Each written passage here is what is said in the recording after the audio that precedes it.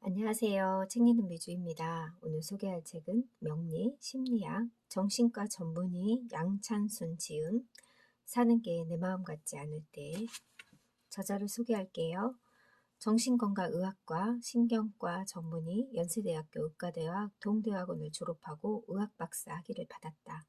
서양의 정신의 의학만으로 인간을 이해하고 삶의 문제에 대한 해답을 찾는 데 한계를 느껴 명리학과 주역을 공부했고 성균관대학교에서 주역과 정신의학을 접목한 논문으로 두 번째 박사 학위를 받았다고 합니다.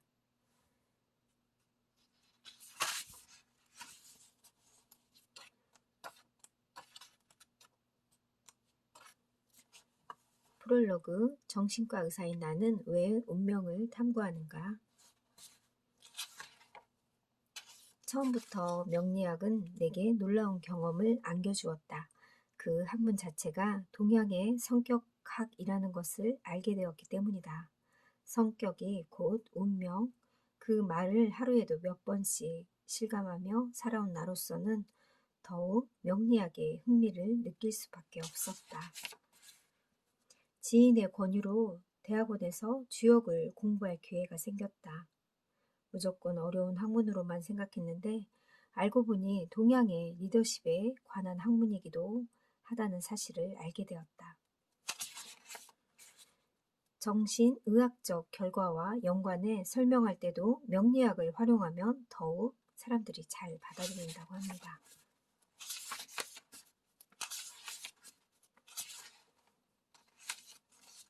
이 책에 소개한 명리학 이론들은 명리학의 핵심 이론이기도 하지만 지극히 일부이다. 실제 분석에서는 이 외에 대단한 정교하고 복잡한 이론들을 활용한다는 것을 밝혀둔다. 2020년 경자년 무인월 양찬순 차례 1장 명리학이 내게 가르쳐 준 것들, 2장 정신의학과 명리학이 교차하는 지점, 3장 당신과 내가 우리가 되는 오행의 모든 것, 4장 내 앞에 놓인 삶이 궁금한 사람들에게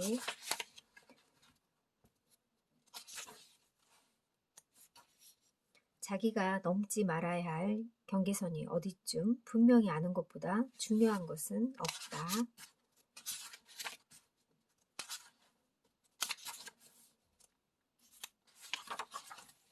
왜 우리는 불안할 때 가장 먼저 점집을 떠올릴까? 인간에게 불안은 가장 헤어나기 어려운 감정이라고 합니다. 정신의학에서 전신 분석과 상담을 하는 이유도 과거 자신의 행동을 분석하고 그 이유를 알아 현재에 집중하기 위해서다. 많은 사람들이 상담을 하면서 현재 이 시점에 충실하기보다는 미래에 내가 어떻게 될 것인가 하는 고민으로 끊임없이 불안해한다고 합니다.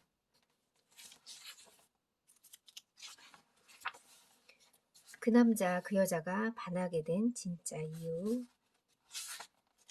주변에서 보면 남자와 여자 모두 대단히 매력적이고 괜찮은데 이상하게 당사자들은 서로에게 별다른 호감을 느끼지 못하는 경우가 있다. 역시 앞서 이야기한 한두 가지의 이유일 가능성이 가장 크다. 이것은 곧 나한테 호감을 표현하지 않는 이성이 있다고 해서 내가 매력적이지 않다는 뜻은 아니라는 걸 나타낸다. 배우자를 귀하게 여기는 사주가 따로 있을까 하는 의문이 뒤따르는 것 또한 자연스러운 일이겠다. 물론 내 대답은 그렇다이다. 더불어 사주에 자신을 상징하는 오행도 하나여서 배우자를 가지고 다른 사람과 다투지 않는 구조여야 한다고 합니다. 사주에 배우자를 상징하는 오행이 나에게 도움이 되는 경우에도 배우자를 귀하게 여긴다고 합니다. 한편 배우자와 사이가 좋지 않은 사주는 1차적으로 배우자를 상징하는 오행이 너무 많은 경우라고 합니다. 남자에게 재물을 상징하는 오행이 너무 많으면 많은 이성을 탐한다고 해요. 남자에게 재물운과 이성운을 뜻하는 글자가 같듯이 여자에게도 사회운과 배우자를 뜻하는 글자가 같기 때문이다.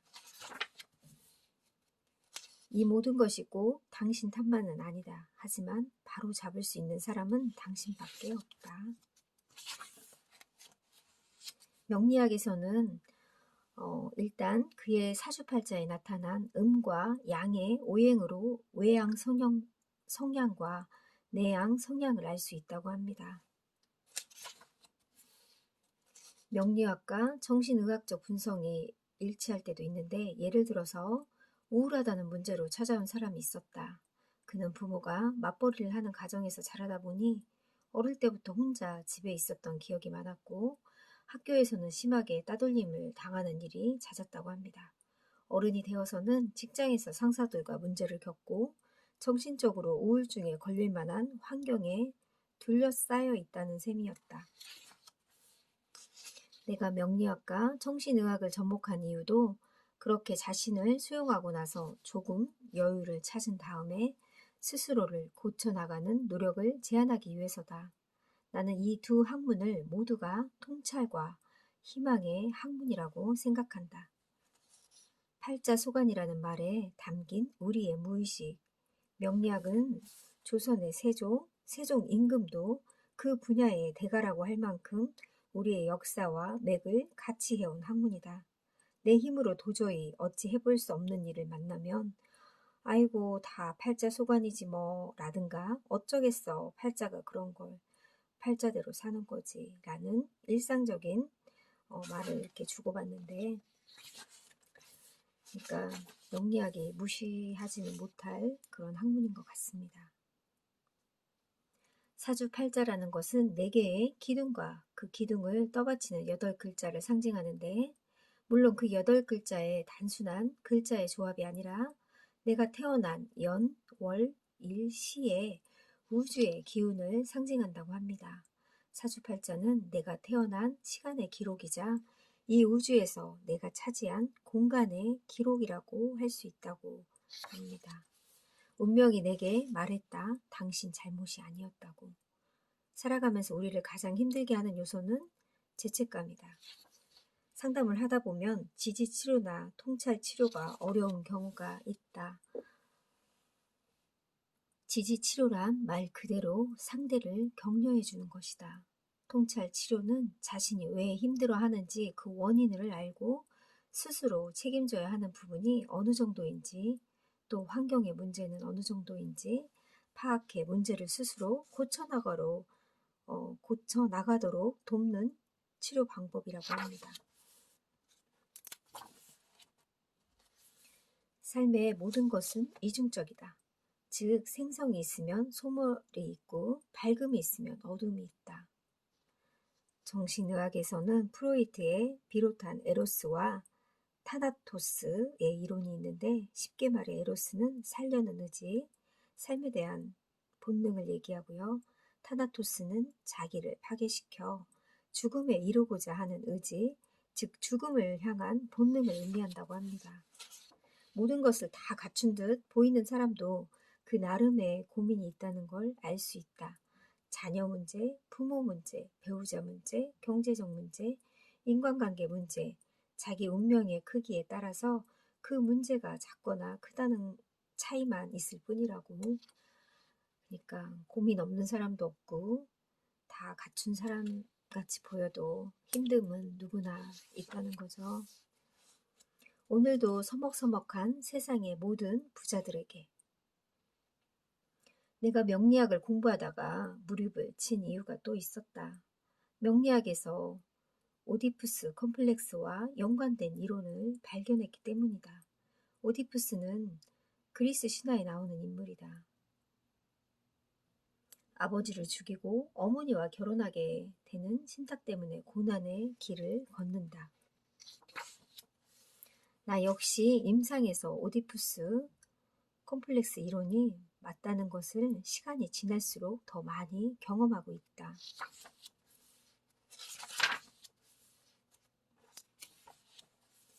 진정한 나르시시즘은 내가 소중하듯이 남도 소중하다는 것을 아는 것이라고 합니다. 정신의학적으로 말하면 나르시시즘이란 진정한 공감 능력이라고 할 수 있다. 칸트가 인간의 삶에 가장 중요한 것이 존중이라고 했다고 했다고 합니다. 헤겔이 인정욕구가 모든 사회적 갈등과 범죄의 원인이라고 한 것, 공자가 내게 말한 것 중 가장 중요한 것은 서라고 합니다.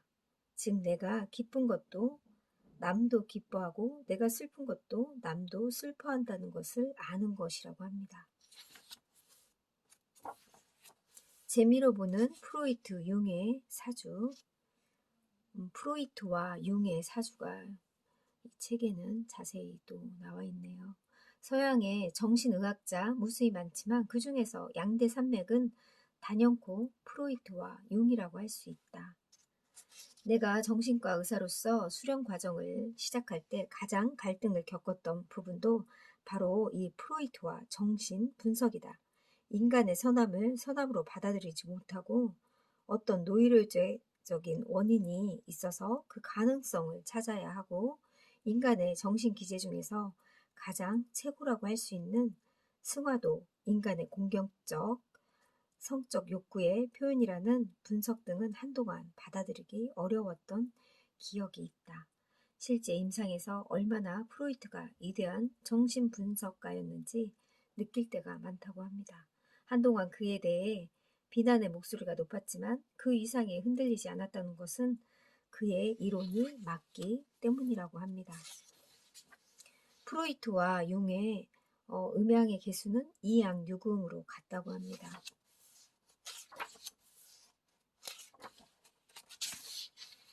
당신과 내가 우리가 되는 오행의 모든 것. 내 운명은 60갑자 중에서 겨우 4개의 구성, 즉 8글자에 불과하다. 이것은 곧 애초에 삶이 결핍에서 시작되었음을 의미한다. 음식도 궁합이 맞아야 하는 것처럼 인간관계도 서로의 기가 맞아야 원만하다. 내 경험에 의하면 상대의 사주팔자 구조를 알면 나와 그 사람의 관계가 앞으로 어떠할지 대강 알 수 있다고 합니다. 처음부터 서로 기가 맞지 않아 아예 관계 자체가 시작되지 않는 경우도 있다고 해요. 나는 명리학을 공부한 지 얼마 되지 않았을 무렵 그런 경험을 했다. 사주라는 것이 묘해서 자기가 살아남기 어려운 경우 자기 사주에서 가장 강한 기운으로 자신이 변화하기도 한다고 해요. 명리학적 용어로 이거를 종격이라고 합니다. 혼인 전에 남녀가 궁합을 보는 이치도 이와 마찬가지다. 궁합에 지나치게 신경을 쓰기보다 어느 정도 선에서 만족해야 하는 것이 특히 남녀 관계이지 않을까 한다. 수의 오행, 물의 기운이 상징하는 것은 지혜이고 자기 성찰이며 색깔로는 검정색을 나타내고 계절로는 겨울, 지구의 방위로는 북쪽을 상징한다고 합니다. 수의 오행을 가진 사람은 새로운 것을 받아들이는 유연함이 우수하다고 분석된다. 저도 예전에 사주 결혼 전에 봤을 때 수가 많다고 했는데 맞는 것 같기도 합니다. 관성, 정관, 편관, 사주에 비겁이 많은 사람은 흔히 어울려 일하는 모습을 자주 보이고 관에 오행이 없는 사람은 누군가의 간섭이나 조언받는 걸 싫어한다고 합니다.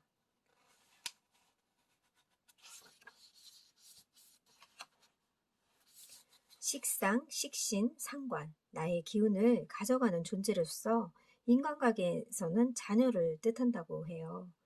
이에 자녀를 가리켜 내 밥상의 기운을 가져가는 존재라고 묘사한 옛사람들의 이트가 재미있다고 합니다. 재성, 편재와 정재, 모든 사람이 다 바라는 재물을 상징하는 오행은 재성이다. 거듭 강조하지만 재물은 내가 다스릴 수 있어야 한다. 재물은 일단 내 손에 들어와야 나의 것이기 때문이다. 다른 말로 하면 내가 재물을 다스려야지 재물이 나를 다스려서는 곤란하다. 그래서 오행의 흐름만 잘 살펴도 어떻게 살아야 하는지 우리 삶의 지혜를 알 수 있다는 것은 놀라운 일임에 분명하다. 성공한 사람들은 어떤 사주를 타고났을까? 성공한 사람들에게 대체로 공통된 특성이 있다고 합니다. 정신의학에서는 말하는 인격적 성숙에 대해 살펴보면 다음과 같다고 해요. 현실을 건설적으로 다루어 나가는 능력, 변화에 적응하는 능력, 받는 것보다 주는 것에 더 만족하는 능력, 지속적으로 도움을 주고받는 인간관계를 맺는 능력, 본능적으로 공격성을 창조적이고 건설적으로 하는 숭화하는 능력, 사랑할 수 있는 능력. 성공적인 삶을 살아가는 사람들의 명리학적 특성은 다음과 같다고 합니다. 거의 대부분 오행을 골고루 갖추고 있고, 오행의 기가 성장하는 발전하는 쪽으로 흐르고 충이나 합이 적다고 합니다. 재와 관과 일간이 튼튼하고 도와주는 오행이 있고, 때를 잘 맞다고 잘 만나서 운의 흐름을 좋게 한다고 합니다. 살아가면서 감당하기 힘든 좌절의 순간이 닥쳐왔을 때 그럼에도 불구하고 다시 일어서고자 하는 노력만큼은 노력하는 만큼 중요한 것은 없다고 합니다. 남과 자신을 비교하는 것 역시 운명에 저항하는 일이다. 남과 비교해 생겨나는 것을 내면에 열등감밖에 없다고 해요. 그리고 현재 부귀 영화를 누린다고 해서 그 사람의 인생 전체가 다 좋기만 한 것도 아니라는 걸 우리는 잘 알고 있다. 살다 보면 새옹지마를 경험하지 않은 인생은 없기 때문이다. 내 마음이 건강하며 외부에서 비바람이 몰아쳐도 웬만큼 견딜 수 있다고 합니다. 즉 심상을 갈고 닦고자 노력할 때 운명도 내 편이 되어준다고 합니다.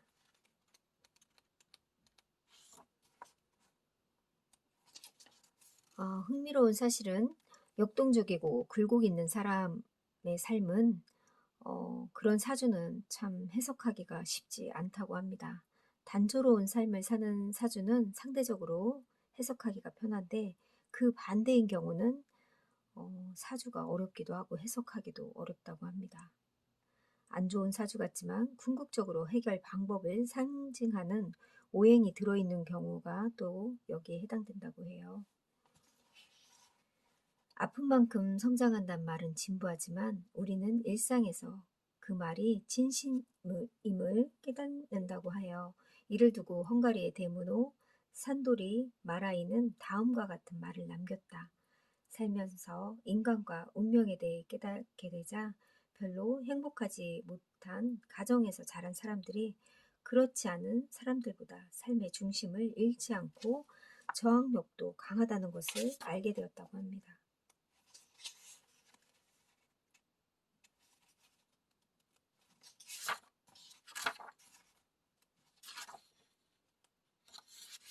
역사에 등장하는 수많은 명리학자, 그리고 지금도 연구에 정진하는 많은 분에 비해 내가 조금이라도 운이 좋은 부분이 있다면 정신과 의사인 덕분에 한 사람 한 사람의 삶을 아주 깊숙이 들여다보는 기회가 가질 수 있다는 점이다.